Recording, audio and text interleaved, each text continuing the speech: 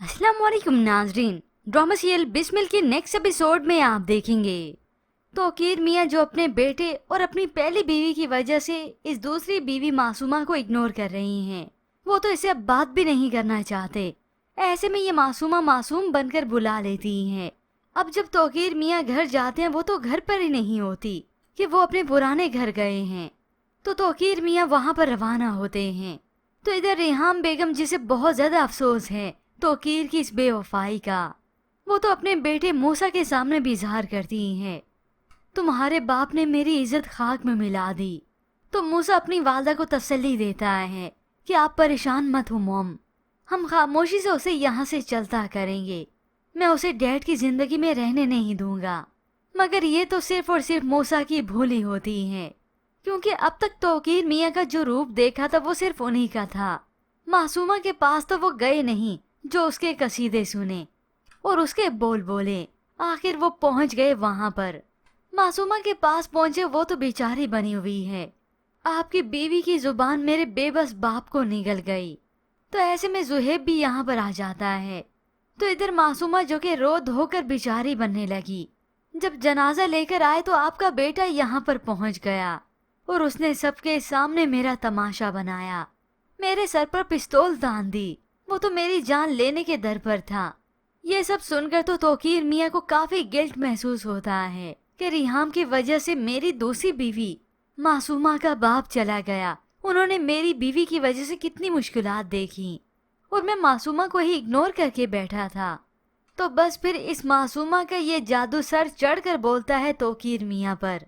वो तो शायद रात भी यहाँ पर बिताएं, ससुराल में ही रुक जाएं। पर सुबह होते ही जैसे रवाना होते हैं, घर आए तो चिल्लाने लगे। मूसा और रेहाम को बुलाते हैं और मूसा की तो यही रट होती है। वो लड़की आपके लिए इतनी अहम हो गई है कि आपको फर्क ही नहीं पड़ रहा कि आपका बेटा जिए या मरे।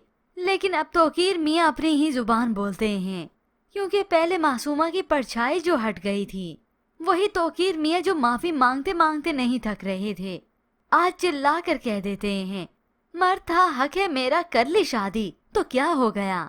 तो मूसा चिल्लाता है उस औरत ने पैसे की खातिर अपनी इज्जत नहीं बेची। ये सब सुनकर तो अब तौकीर मियाँ की बर्दाश्त की हद खत्म हो जाती है। आज अपने बेटे पर पहली मर्तबा हाथ उठा दिया। ये देखकर तो माँ हक्की बक्की रह जाती है। वो बेटा जो सबसे अजीज था आज उस लड़की की खातिर अपने बेटे पर हाथ उठा दिया।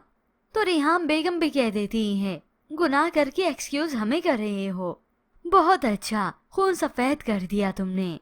मगर आज जो तौकीर मियाँ ने किया है मूसा तो दिल बर्दाश्ता हो जाता है, जिसकी सूरत में गुस्सा तो उसे उस मासूमा पर आता है। मगर देखते देखते इधर रेहाम बेगम की बर्दाश्त की हद खत्म हो गई।